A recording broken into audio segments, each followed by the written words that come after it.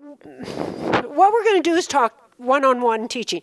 Has anybody sat down with a student and taken them through all the theory? Anybody in this room done that? I see a very few hands, but basically most of us don't do that, right? All the theory, that is. Okay, so I have to admit, I have never done this with a student all the way from the beginning to the end, in theory. So maybe I'm not the best one to be up here teaching, but at the education committee meeting, I was the one who got the job. Yeah, I wasn't there, so I got the job. So I've done a little bit one-on-one with students, and I'm sure everybody could raise their hand to that, right? Anytime you've taught a student, you've done something with them one-on-one. But I'm just going to give you my thoughts. I sat down and tried to think, what does it really take to do this one-on-one stuff? And that's what you're getting. And you will notice in your notebooks, I did not give you these slides. I printed it out. So later you can tell me if you like the printed out version versus the actual slides. They should match. They should. Okay, so I started thinking, before you even think about taking on this role of one-on-one teaching, and this one-on-one teaching is the theory. This is not go out there and fly with them. This is to sit down at your kitchen table, their kitchen table, wherever, and go over theory, okay? You better be sure that you think you understand the theory. You will learn immensely while you're teaching it, but you got to think that you have some graphs on this before you're going to start, okay? You got to think that you can communicate that well to a student. You can change the way you say it, you can adapt, you can flow, you can do something, but you got to be able to communicate it well, okay? And you got to be willing to spend the time. Now, I stuck up here, you know, Quad A spends 20 hours in their ground school trying to get the theory across to students. We all realize that is not enough time. It's a fire hose. Students go, oh my gosh, and they're floored with it. Beth, in her Part 141 school, probably spends 2 to 3 times that much teaching a student the theory. So you can probably put yourself someplace in there what it's really going to take. Do you want to commit that much time? Okay? So just so you know exactly what you're going to be up against, do you really want to do this? You got to ask that question. And there's nothing wrong with saying you don't and send your student someplace else, because there's lots of good other options out there. But you got to be truthful with yourself about, do you want to do this or not, okay? Now, okay, I want to do this. What am I going to teach? Where am I going to find out exactly what I should be teaching in the theory, okay? You can go to your 14 CFR Part 61. We all carry our FARs around with us, and 61-105 and 61-125 spells out exactly what the FAA says a student needs to know for either the private or commercial. And if you look on my 3rd and 4th page, since I knew you wouldn't bring your FARs, I typed it out for you.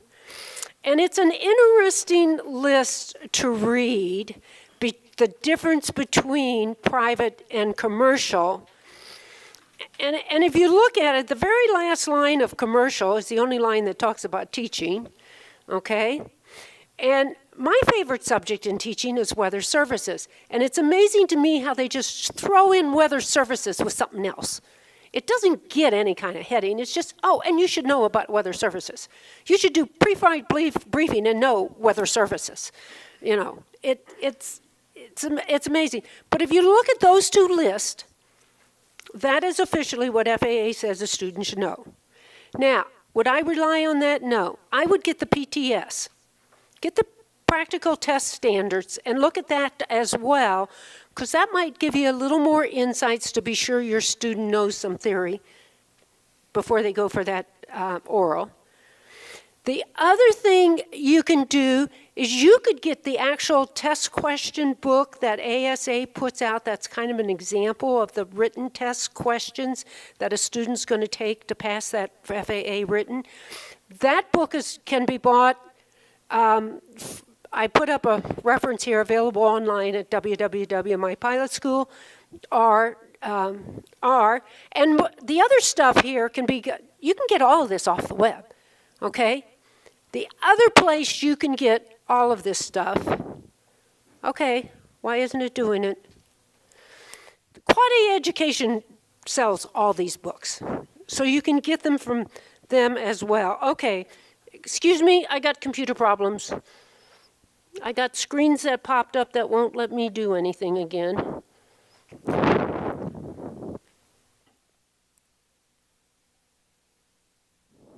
Okay. I just love computer stuff. Let's just kill this over there. See if that'll do it.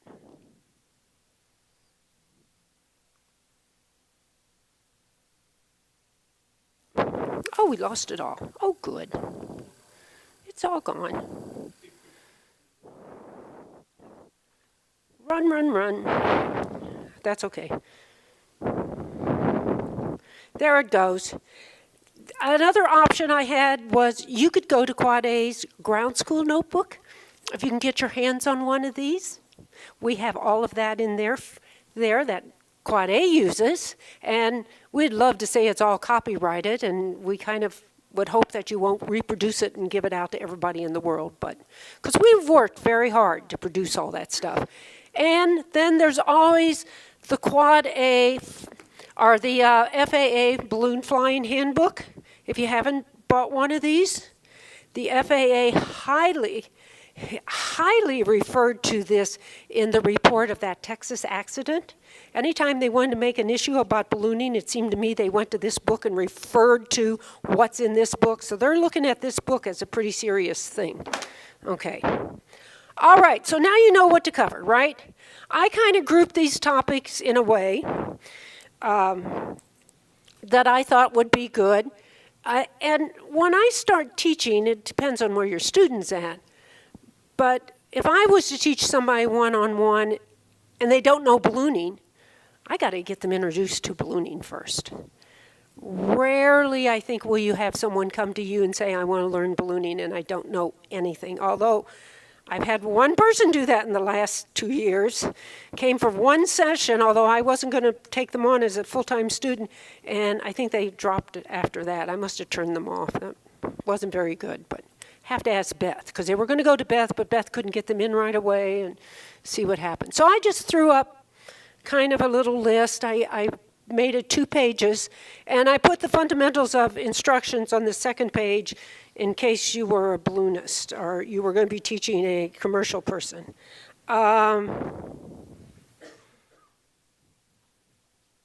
Checking my notes to be sure I'm not leaving anything off. Okay.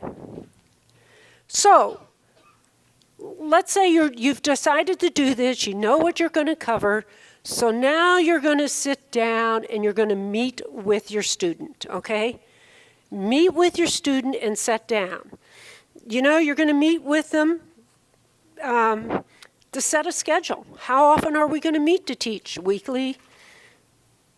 You know, 2 nights a week, 1 night, weekends, whatever. Set your schedule. Explain your expectations for what they're going to do.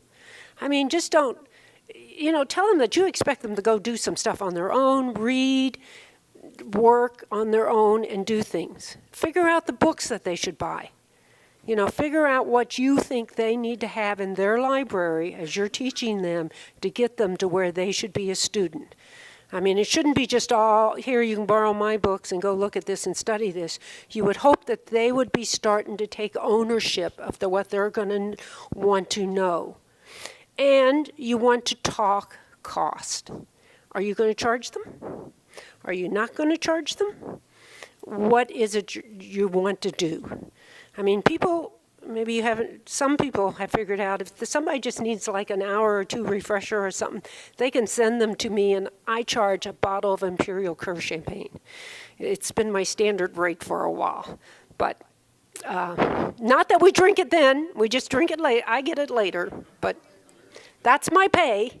But you got to figure out your cost, because if you're taking someone on for 40 hours, you want to maybe get something out of it, and maybe you don't. Maybe you just want to do it for your own satisfaction, for your own learning experience, so that you can actually have somebody's light bulb goes off.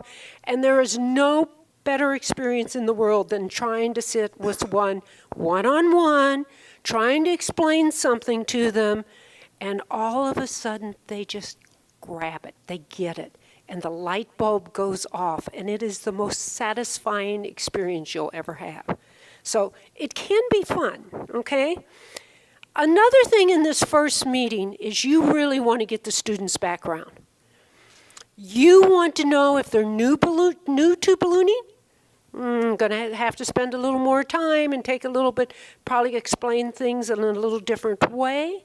It's going to gear how you're going to start teaching, what you're going to start teaching, how you're going to do it. Okay? If it's a crew person who's been out crewing a lot, then they're going to have a pretty good background that you can start building on. It's not going to be like that upfront person that you could overwhelm or something. And if they're flying, oh my gosh, if they're already flying and taking lessons, man, you are another jump ahead. Because now they're even going to know a little bit more, and they're going to start understanding a little bit more about what's happening. And remember that list I gave you about things that I teach in? I get to weather, and I know I put weather theory there. I'm not very good at weather theory. I'll admit it. I can't teach it worth. Anyhow, but weather services, I always try to get pretty up front, because that's where a lot of our go, no-go decisions come out of. And so for them to get into weather services pretty soon into starting lessons or something, it's just going to let them start seeing why we're making this decision to go or not to go. And maybe that's, like I said, one of my favorite areas that I keep wanting to do that. Okay, so you got the student's background. This is your starting point in your teaching sessions. You're going to start gearing what you want to teach based on what your student kind of came to you with, or what your student has, all right? So well, never mind. Don't overwhelm the students.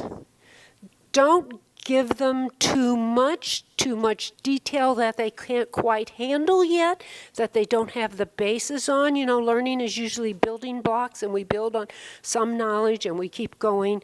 So you don't want to overdo it right away, or tell them lots of war stories you have maybe that are interesting and fun, but may not be teaching them the theory they need to know.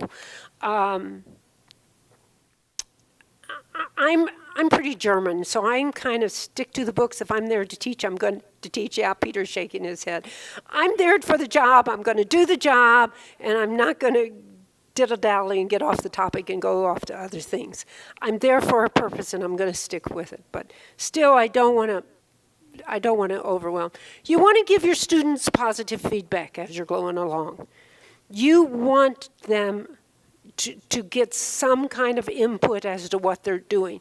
And I guess the opposite of this is if they're really screwing up, if they're really not getting it, if they're really not grasping, maybe that's when you give them some homework and you sent them home to re-look at something, or you sent them home with problems. If maybe you were doing navigation and they really weren't catching on, but they caught on yay much, you give them a problem to do a whole bunch of those little things, and they can come back and do it. Yes, Peter? Pull it further away. Better? You think so? Okay.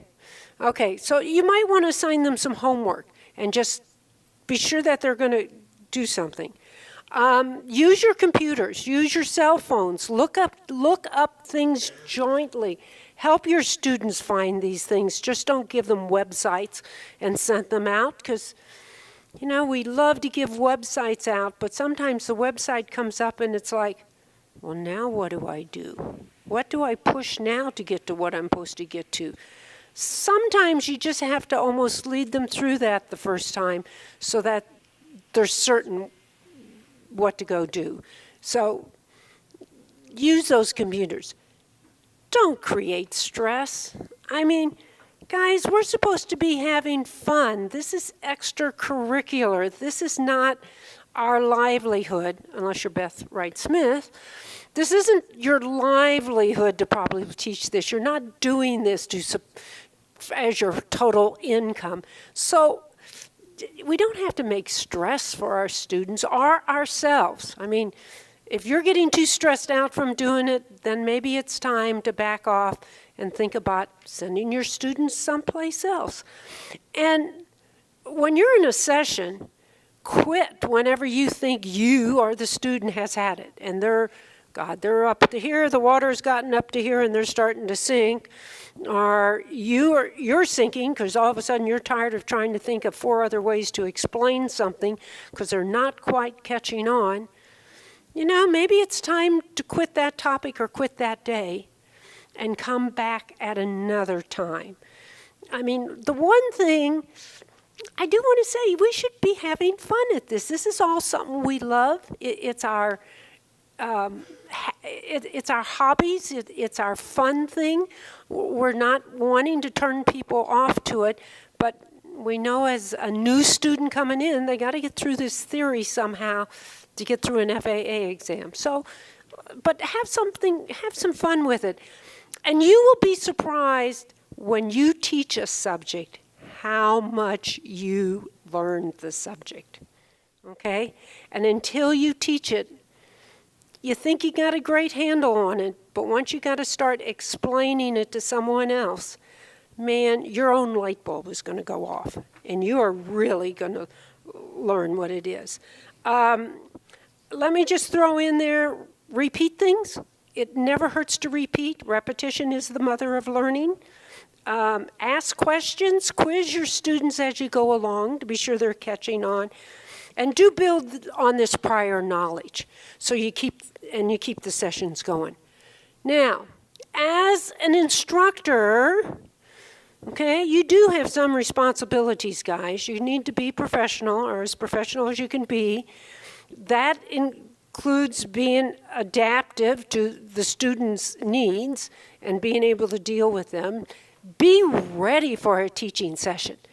You know, get your things together and organized so when the student arrives, you're not still running around trying to pull out this book or that book or get that computer going or getting your computer. Be ready for them, okay? Show that you're as interested in trying to teach them as in them. Help the students learn. Provide adequate instructions.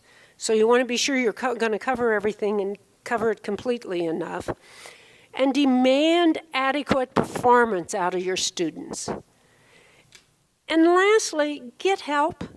If you're having a problem getting your student to understand something, explaining something well enough for your student, okay? There is nothing wrong with being able to say, I'm going to ask Tom to come over and help try explain this to you. Or let me call and see if Tom will sit down with you for a half hour or an hour and see if that won't help. I mean, we're not all good at everything. So sometimes we got to get someone else to help us every once in a while. I didn't put it on here, but you know, you guys will be the motivator for that student, helping that student learn. You'll help motivate them. And there's a great book that Don Boyer's going to go over about telling is not teaching, right? Do I have the title? Oh, okay. He wasn't going to go over that this week. Okay. But there's a person who teaches fixed wing people who has put on seminars and done a lot of materials that deal with kind of how to teach. And if you're teaching already, this is great books, and they're online seminars that I think you can go to anytime, right? AOPA? Oh. Oh, okay, so you can't just go online and get them. He hooked us up somehow that we could watch one of them just to see what they was like. So, all right. Lastly, guys, all else fails, send your students to Quad A ground school. That is about what most people around Albuquerque does. There's also Liberty Ground School, and there's now a full online seminar ground school course. And I went out to try to find it. I've been there once, but I couldn't find it again. So I couldn't put in the link to it. But there is a full online ground school out there that someone has put up that you can go to. Okay, and it's not Quad A's yet.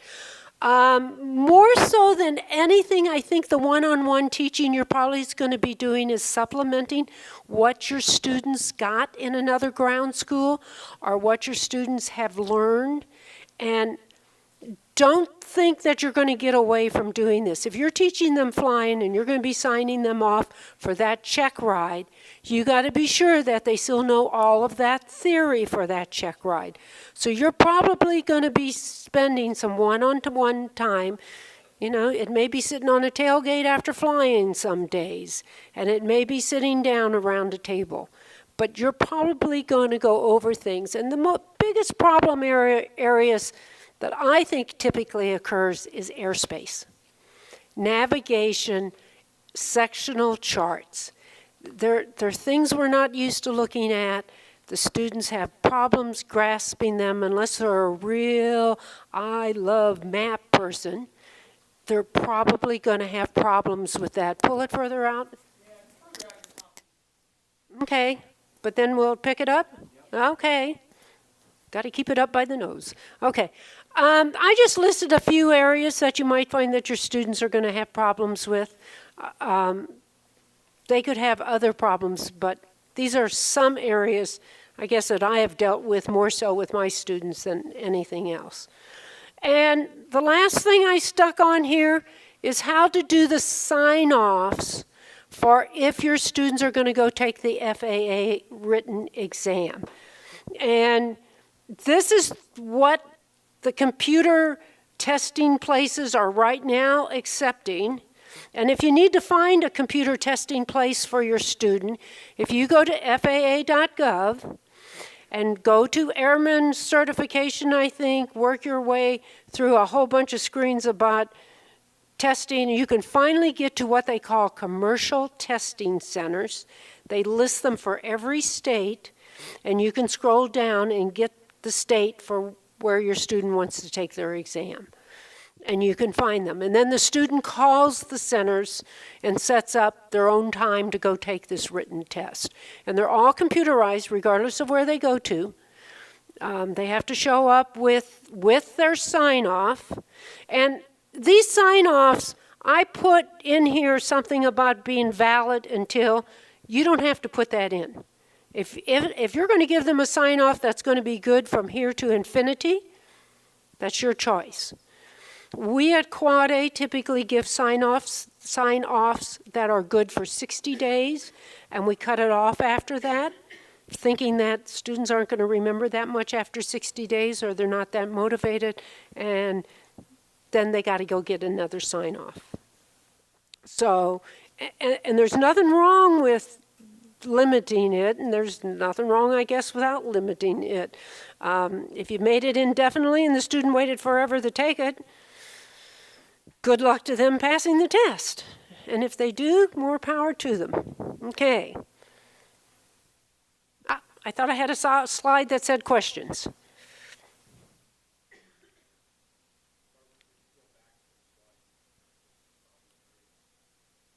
Oh, that's just what I see. Oh, yeah, I probably didn't put that on your handout, did I? Yeah, but